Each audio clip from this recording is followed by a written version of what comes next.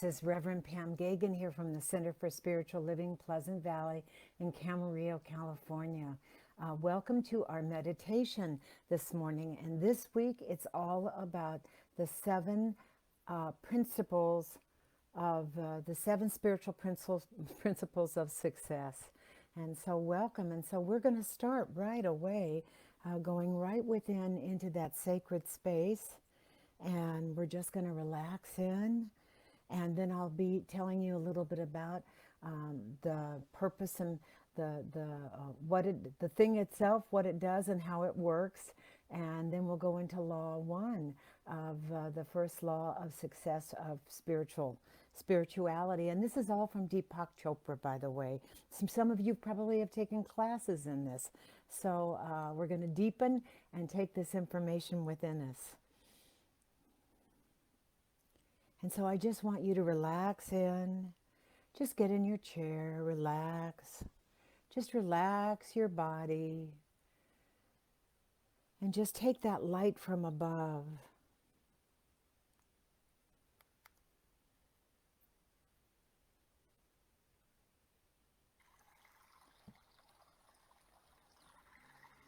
And feel it coming all the way down your body.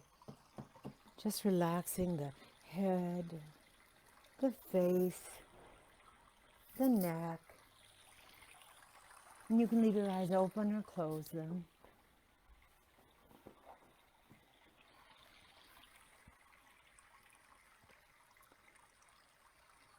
And then just feel that energy coming down from the neck, down the shoulders. And just let your shoulders drop, roll them back and let them drop. And actually tilt your head even. And just stretch out that neck.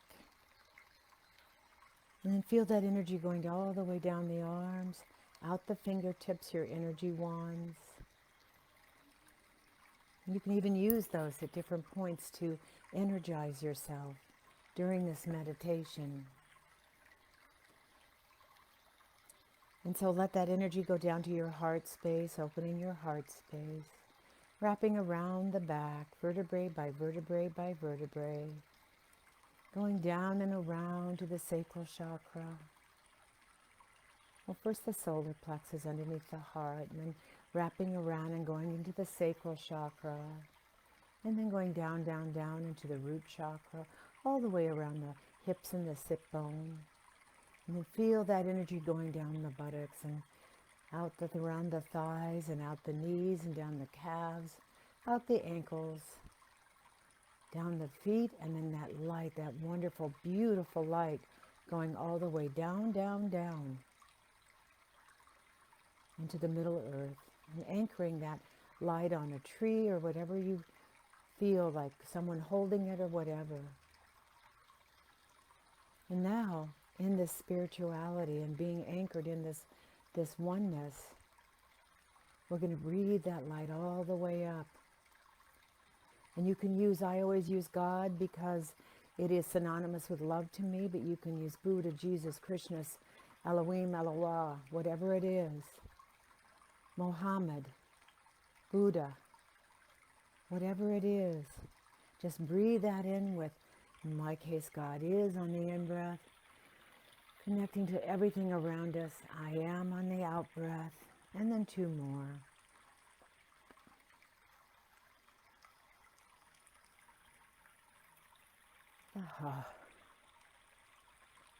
The in-breath silent.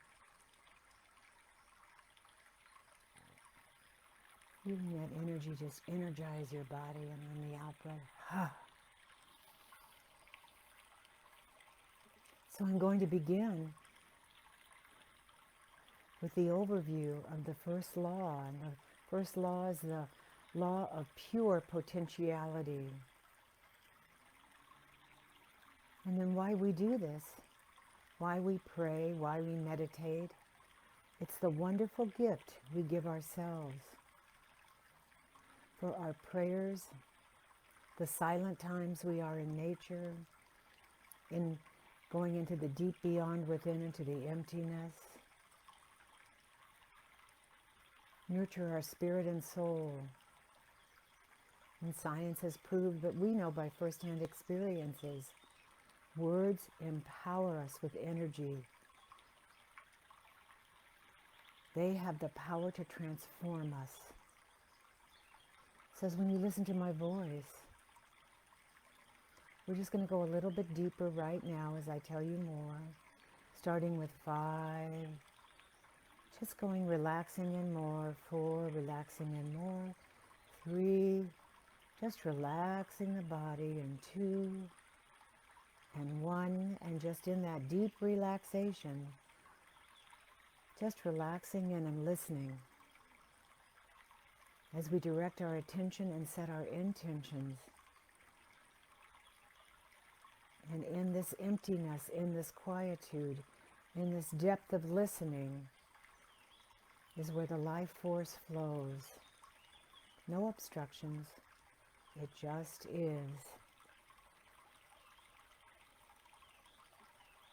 And so today, in this moment, as every day does, it brings new promise, new beginnings, new ways to transform every life challenge into a gift. The ancient sages said, act in accordance with the laws of nature, and you'll effortlessly bond with the universe and fulfill your desires.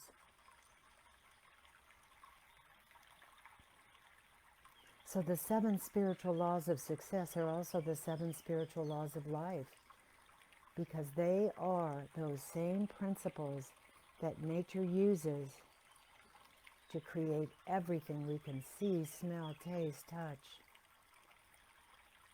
And when all of the senses are incorporated in that knowledge in our consciousness, it creates the ability to tap into the unlimited good and joy and bring it into all that we do in our lives. Success is not just material, as we know. It's good health, wealth, joy, enthusiasm for life, fulfilling relationships, creative freedom, and just offers that wonderful sense of well-being no matter what is going on in your life.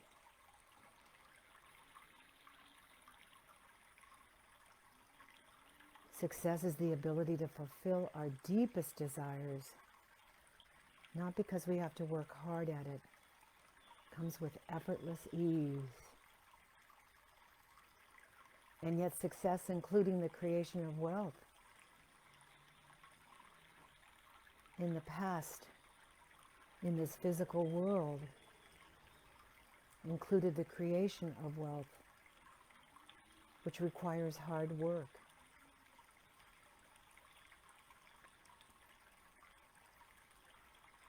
And they're not separate from being at peace and being at oneness with the allness of the laws of nature. Hard works, many times we separate out as we consider it to be at the expense of a more spiritual approach to success and to affluence, which is the abundant flow of all good things in and through and expressing as us, from the divine in and through and as us. Takes no blocks or hard work. It's the openness to be energized, awakened in that creative process that starts within. In spiritual terms, success is measured by how efficiently we co-create with the universe. Hard work indicates struggle and frustrations, which are the opposite of what the ancient sages talk about. They knew that spirit lies in the source of all achievement in life.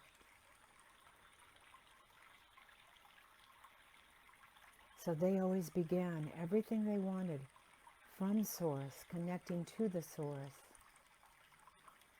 And they defined the source as pure potentiality, unmanifest consciousness.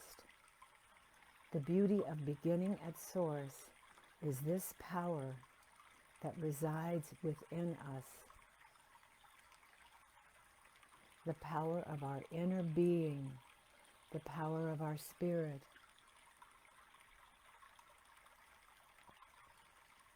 And in every seed planted in that pure soil of potentiality lies the promise of a forest unseeing, as that metaphysical beyond the physical energy flows naturally, easily into the material manifestation of our desire on this physical plane.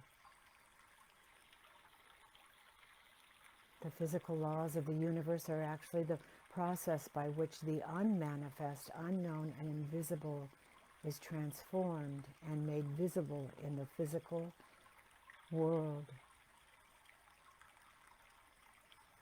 And it is the known and the visible. Our most cherished desires are pure consciousness, seeking expression from the unmanifest into the manifest. And if we give our deeper instincts, our intuition, that third eye, a chance, success in life is not only possible, but inevitable, because we let go and we let Divine Spirit take over. So using the knowledge and practice of the 7 spiritual laws, they are designed to align us with nature's intelligence, align us with our dreams and desires, and all of those are easily fulfilled. By deeper understanding and using that energetic presence of these laws, by applying them in our lives, anything that aligns with the highest nature of the divine is created. So now we talk about the first law from the 7 laws of spiritual success today, the law of pure potentiality.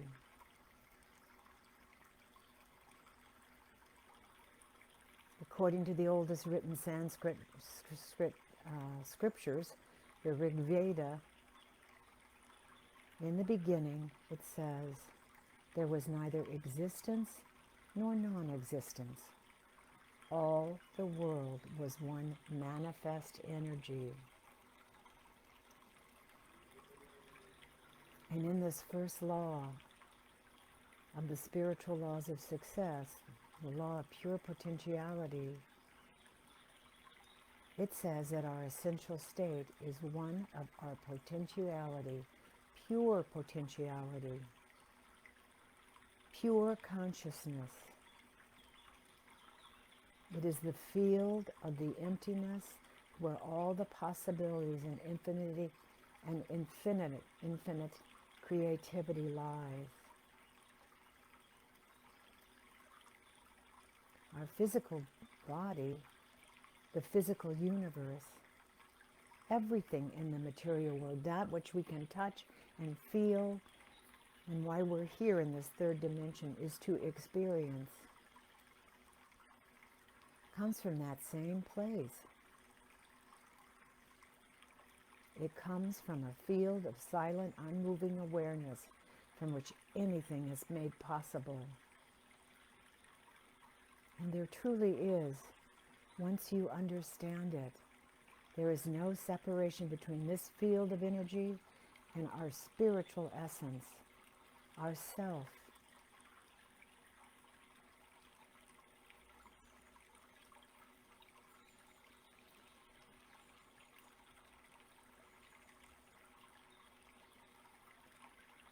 And when we know that our essential nature is one of our potentiality, we align with the power that manifests everything in the universe into our lives. I always say these glasses are from the universe. Those ideas of how to create and see with the aid of glasses and the design of the frames and everything came from that creative power that was waiting for us to reveal it out into this world. Electricity was always there. It took our awareness of it and the channeling of it to create the powers of the electricity in our homes and other places.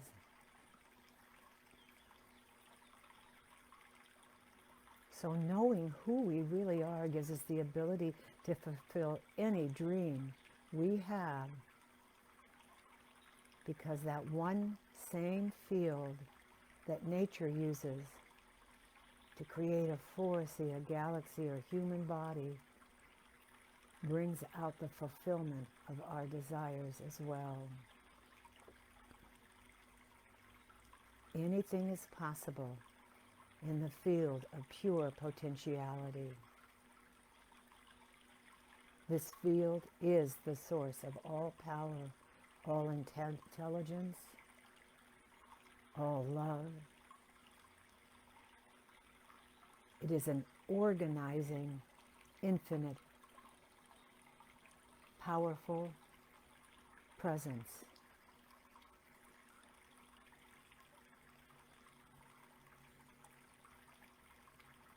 So therefore, our success not depends on the spiritual world. It is not out there. It is us, and it depends on us knowing who we really are. When our internal reference point is our spirit, our true self, we experience all of the power of spirit.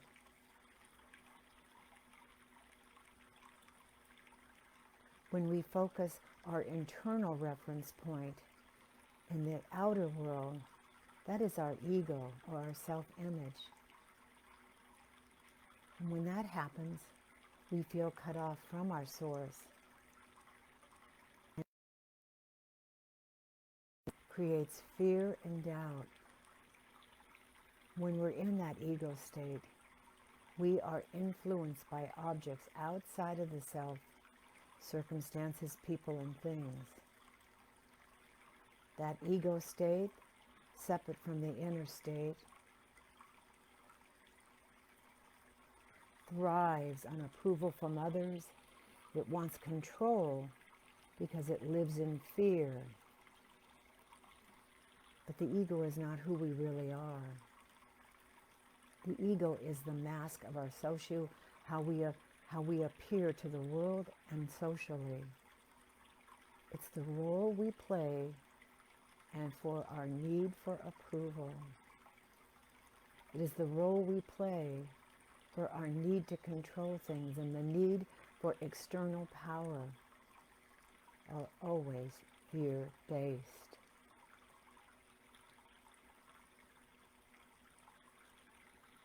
This kind of power is not the power of pure potentiality. The power of the self, or true power, our self, or soul power, is the true power, because it is based on the laws of nature.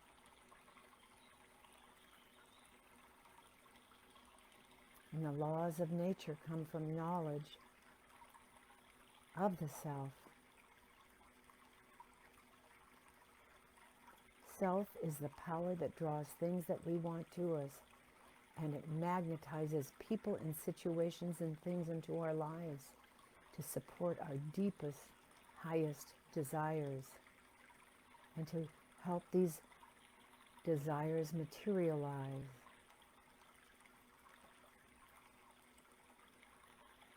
So one way we can experience the law of pure potentiality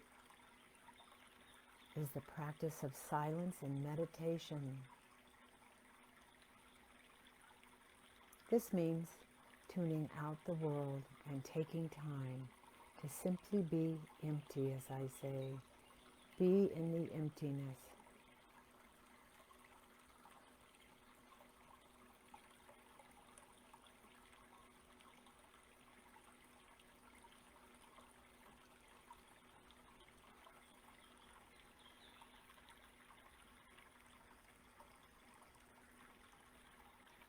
So in the Bible, there's an expression, be still and know that I am God. So stillness is the first requirement for manifesting your desires, because in stillness you connect with the field of pure awareness and infinite organizing power, the greatest power. And Chopra uses the analogy of throwing a little stone into a still pond and watching it ripple outward. That is what we do when we go into the silence and introduce our intention and intentions.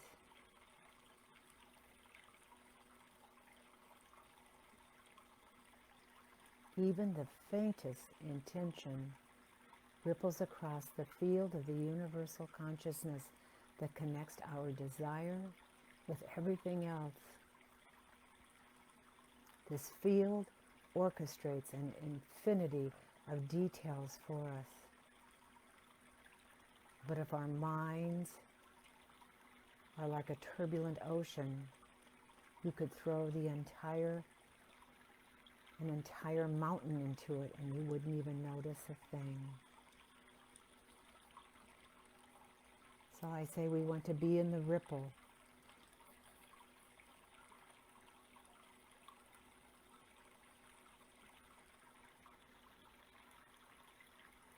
Practicing non-judgment is another way to experience the law of pure potentiality.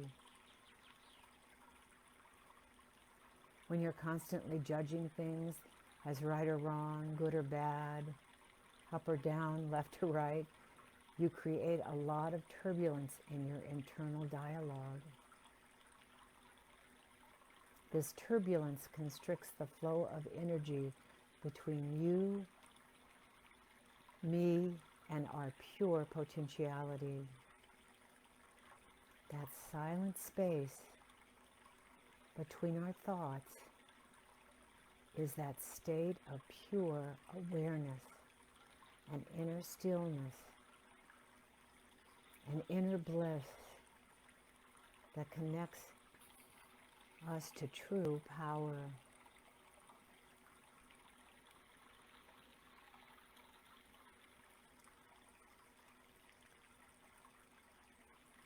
Through the practice of non-judgment, we silence our mind and access our inner stillness.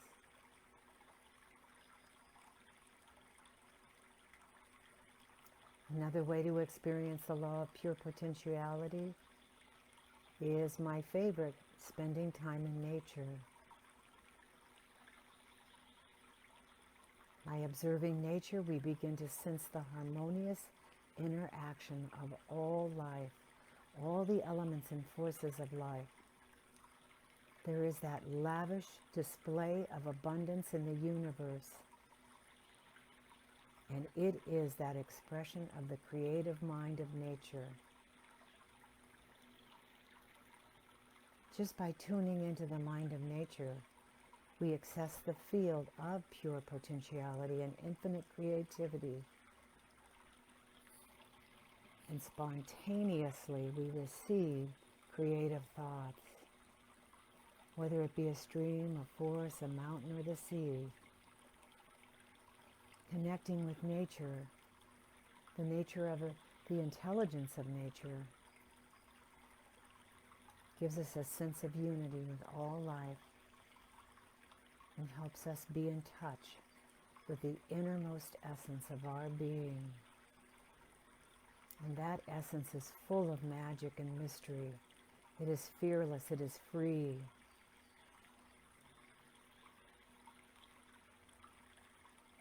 When we are in that emptiness, in that oneness, grounded in our knowledge of the true self, we never feel fear or insecurity about money or fulfilling our material desires. We never feel guilty about wanting to have an abundance of everything.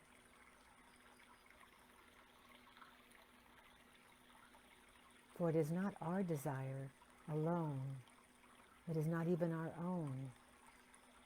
It is that evolutionary impulse coming through us. So why would we doubt it?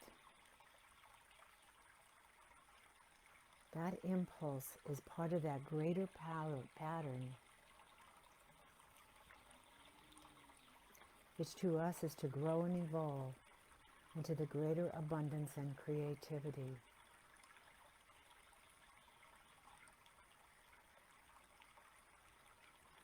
The law of pure potentiality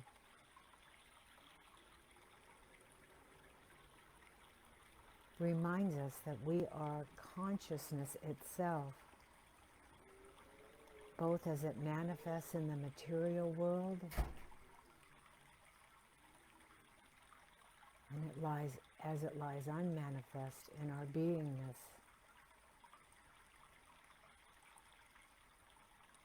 With the knowledge and practice of just this law, we put ourselves in harmony with nature and create a carefreeness, a joy, and a love here to be never known before. Wherever we go, in the midst of this oneness, in the midst of activity, we carry the stillness within us.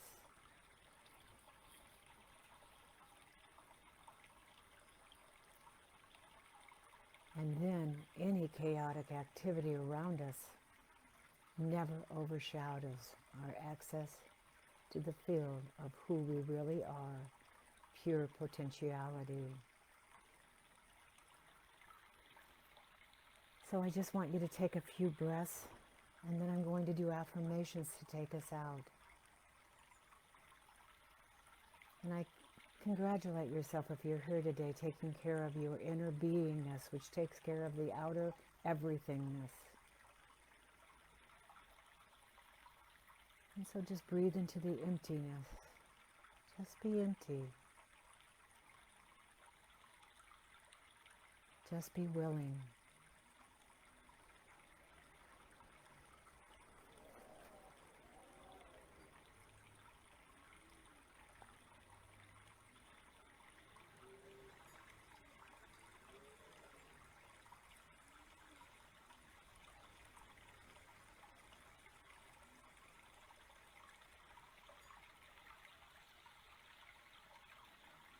And then the quietness and the emptiness. Please embody these affirmations at a much deeper level in your beingness. And as I stay in the I am, knowing there is only the one unmanifest, manifesting in and through me, and that perfect reflection of the perfection of the divinity of who I am, please personalize these words as I say I am.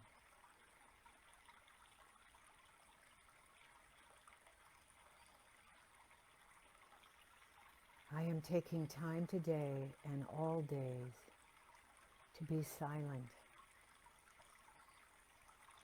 to connect with my spirit,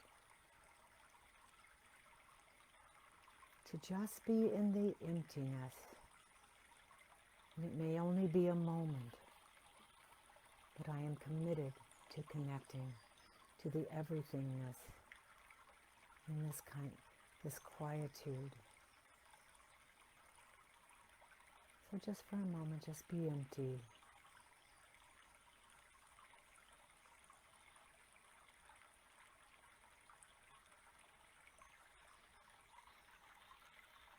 Empty.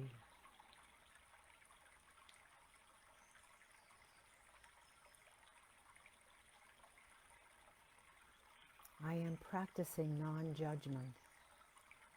I am judging nothing that occurs today and throughout the day. I remind myself of this statement each time I catch myself judging. Just be empty.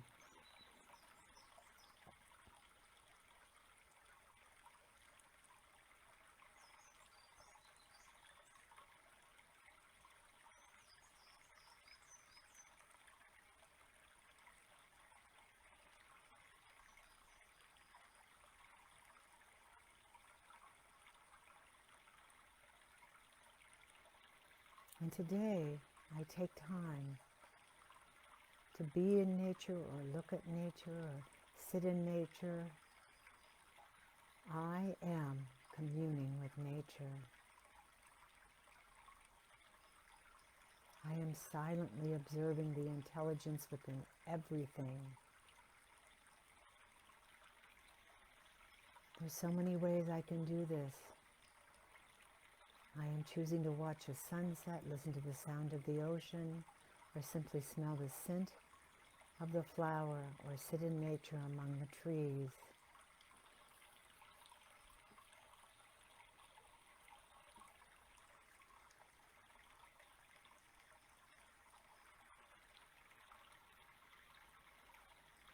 And just going into the emptiness.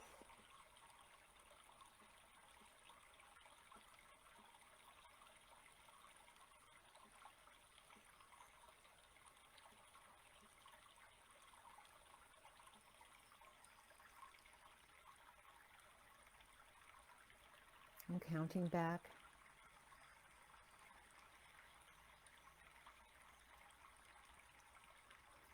From 5, feeling your body. 4, feeling it wherever it is. 3, aware of more room noise. 2, and open your eyes in and look around. 1, coming back fully in the present. Knowing that as I set my intentions today, that seed of intention lies in the promise of the forest yet unseen. And so I say, namaste, peace out, have a beautiful, bliss-blessed day. God is, I am.